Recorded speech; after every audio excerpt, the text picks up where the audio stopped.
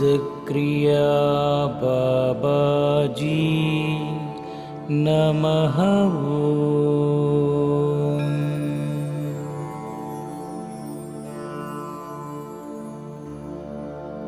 ओम सिद्धक्रिया बाबाजी नमः।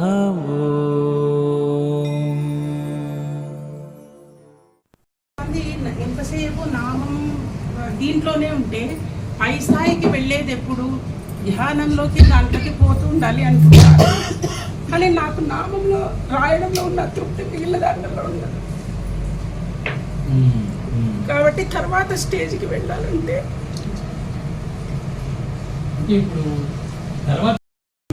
మనల్ని మనం తెలియకుండా పోతుంటా ఉంటారు కదా. నేను ధ్యానంలో ఎక్కువసేపు కూర్చోలేను, నాకు నామం రాయడంలోనే తృప్తి ఉంటుంది. నామం రాసినప్పుడు ఏం జరుగుతుంది? ఒక్కొక్కసారి వేరే ఆలోచనలు వస్తాయి, కొద్దిసేపు అసలు ఏ ఆలోచన ఉండదు. ఆ నామం రాయడము, ఆ భగవంతుని పేరు తలుచుకోవడం మాత్రం ఉంటుంది. అంటే ఇంకా అది ఏం చెప్పలేను బాబా.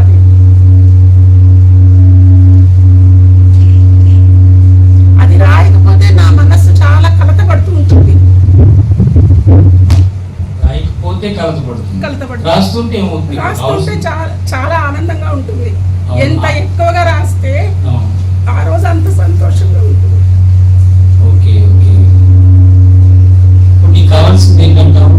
అంటే అందరూ ఒక స్థితి నుంచి ఇంకో స్థితికి వెళ్ళాలంటుంటారు కదా.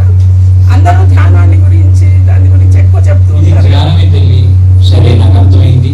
ఇది ధ్యాన స్థితి, నువ్వు ఉన్నది ధ్యాన స్థితి. నువ్వేదో అనుకుంటున్నావు. ధ్యానం అంటే ఏంటి అనుకుంటున్నావు? మనల్ని మనం మైమరిచి ఉండటం, మనం మన దేహ స్థితి నుంచి మనోస్థితి నుంచి దాటి ఉండటం, ఆనంద స్థితిలో ఉండటం, సంతృప్తి స్థితిలో ఉండటం. ఆ రెండు ఎప్పుడైతే ఏర్పడతాయో తెలియకుండా, నీకు తెలియకుండానే తన్మయత్వంగా కళ్ళు మూతలు పడతాయి. ఈ క్రియ సరిగ్గా శ్రద్ధతో చేస్తే, లిఖితమైనా ఇంకోటైనా, ఇంకా అక్కడ ఆగిపోతుంది. క్రియ అయిపోతుంది. ఆనందం పెరిగినప్పుడు, సంతృప్తి దొరికినప్పుడు, ఏకాగ్రతలో మనం లోతుకు వెళ్ళినప్పుడు క్రియ ఆగిపోతుంది. నువ్వు అది గుర్తించి ఆ క్రియ ఆగిపోయినప్పుడు కళ్ళు మూసుకోవటమే అంతే. ఇంకా ఆ పుస్తకం పక్కన పెట్టేయాలి, పెన్ను అది, ఇంకా అలా కూర్చుని ఉండటమే అంతే. అదే ధ్యానానికి ఆ లిఖిత జపం తొందరగా తీసుకెళ్తుంది. అందుకని మానస పూజ, మామూలు భౌతిక పూజ కంటే మానస పూజ ఎంత బలమైందంటే అంత బలమైంది.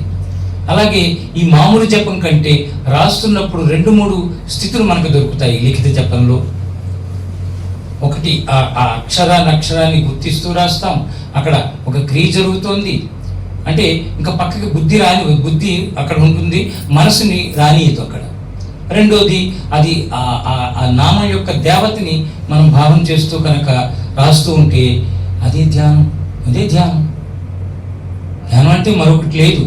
అందుకని ఎప్పుడు అమ్మ గుర్తుపెట్టుకోండి, ఎవరైనా సరే మీకు ఒక గురువు ఉంటే, మీ గురువుగా, నా గురువు ఈయన, నా తల్లి, పక్కింటి ఆవిడ కూడా మంచి ఆవిడే, చాక్లెట్లు ఇస్తుంది పిల్లాడికి, అన్ని పిలిచి ఎరా బాగున్నావా, చదువుకుంటావా, జాగ్రత్త నాన్న అని చెప్తుంది అన్నీ. కానీ తల్లి కాలేదు. తల్లిలాగా మాట్లాడచ్చేమో కానీ తల్లి అవ్వదు. మన తల్లి చెప్పింది వేరు, తన తండ్రి చెప్పింది వేరు, పక్కింటి వాళ్ళు ఇతర వ్యక్తులు చెప్పింది వేరు. అందుకని మనకంటూ నీకంటూ ఒక గురువు ఉండాలి, ఎంచుకోవాలి మనం. ఆ గురువు ఏం చెప్తే ఆ గురువు చెప్పింది, మనం సర్టిఫికెట్ ఇచ్చిన ఆయనే, కరెక్ట్ చేసిన ఆయనే. గురు సాంప్రదాయంలో గురువు శిష్యుల బంధం మించిన బంధం ఇంకోట్లేదు. మనం సొంతంగా క్రియ చేయటం వేరు, ఒక గురువు ద్వారా ఈ క్రియ చేయి, ఎంతవరకు చేయాలి, ఎప్పుడు ఆపాలి, ఎప్పుడు దాన్ని ఇంకా ఎంత పెంచాలి, అన్నీ ఆ గురువు ఆదేశంతో చేస్తే, గురువు అనుమతితో, ప్రేరణతో, అప్పుడు ఇక పక్క వాళ్ళు అన్నారు వీళ్ళన్నారు, ఇప్పుడు ఈ భావమే రాకూడదు, పోల్చుకోకూడదు, పోటీ పడకూడదు. ఎప్పుడు చెప్తున్నాను నేను, వాళ్ళు ఏవో చెప్తారు మాటల్లో కబుర్లు. చాలా మంది ఈ మధ్యన వాళ్ళ పుస్తకాల్లో చదివేసి చెప్పేవే ఎక్కువ, అనుభవపూర్వకంగా చెప్పేది తక్కువ. అక్కడ చాలా తక్కువ వాడేది. స్థితులు ఇక్కడ ఒక స్థితి బలపడితే, ఎల్కేజీ యూకేజీలు చదివి 1వ తరగతికి ఒక స్టూడెంట్ కనుక వస్తే, 1వ తరగతి చేరగానే స్కూల్కి అలవాటు పడిపోతాడు, పిల్లలతో అలవాటు పడిపోతాడు, ఆడుకోవడానికి. సరదాగా స్కూల్కి వెళ్ళగానే వాడితో కాసేపు ఆడుకుంటా, వాడు నా కోసం ఉంటాడని తన తోటి స్నేహితులు దొరుకుతూ ఉంటారు పిల్లాడికి. 1వ తరగతి నుంచి 1వ తరగతి చక్కగా చదువుకున్నాడు అనుకోండి, 2వ తరగతి సహజంగా వెళ్ళిపోతాడు, 3వ తరగతికి ఇంకా సహజంగా వెళ్ళిపోతాడు. ఇంకా విద్యా విధానం చదువుకునే పద్ధతి అలా తీసుకుపోతూ ఉంటుంది. వాడు రోజు వెళ్ళిపోవటమే. హై స్కూల్కి వచ్చేటప్పటికల్లా డ్రెస్ మార్చేస్తారు, మళ్ళీ అక్కడ కొత్త డ్రెస్సు, కొంచెం పెద్దవాడు అవుతాడు, అక్కడ వాడికి ఒక చక్కటి ఆకర్షణ. చదువు ఇంకా ఆగదు, అక్కడ వెళ్ళిపోతూ ఉంటాడు. అలాగే ఇక్కడ కూడా ఒక మొదటి మెట్టు గురువు ద్వారా మనం మొదలు పెడితే ఇంకా ఆ మెట్టే ఎన్నో మెట్లు తీసుకెళ్తుంది. మెట్లు ఇంకా దానికి వెళ్ళాలి అని మనం అనుకోక్కర్లేదు.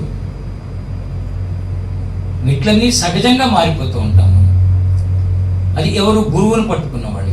గురువుని పట్టుకునే వాళ్ళకి అక్కడ ఆయన దగ్గర ఒక టెక్నిక్, ఈయన దగ్గర ఒక టెక్నిక్. ఇక్కడేమో వీళ్ళేదో ఇంకోటి చెప్తారు, ఇంకోటి అక్కడేమో చక్కగా ఏదో చక్కెర సాధన చేసేసి కుండల్ని జాగరణ అంటారు, అక్కడ ఇంకో చోట ఇంకోటి. ఈ టెక్నిక్ల పేరుతో నేను అది నేర్చుకున్నా ఇది నేర్చుకున్నా అంటూ చెప్తూ ఉంటారు. ఇక్కడ నేర్చుకోవటంలో అది ఇది తక్కువ ఎక్కువలు ఉండవు. ఒక ఆర్డర్లో నేర్చుకుంటూ వెళ్తే అదే తీసుకుపోతూ ఉంటుంది. స్థితులు మారిపోతాయి, మనలో స్థితులు మారిపోతూ ఉంటాయి.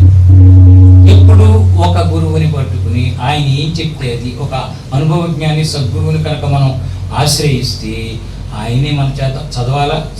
స్వాధ్యాయం, ఈ పుస్తకం చదువుందన్న, ఇందులో సారం గ్రహించు, ఇందులో ఇది ఉంది, ఈ జ్ఞానం ఉంది, గ్రహించు, తర్వాత 2వ పుస్తకం అది అని కొన్ని ఆయనే. ఒక్కోసారి ఇంకా చదవటం ఆపేసి, ఇంకా ఒక్కొక్కసారి చదవటం ఎక్కువైపోతే నాలెడ్జ్ ఎక్కువ అవుతుంది, అనుభవం తక్కువ అవుతుంది.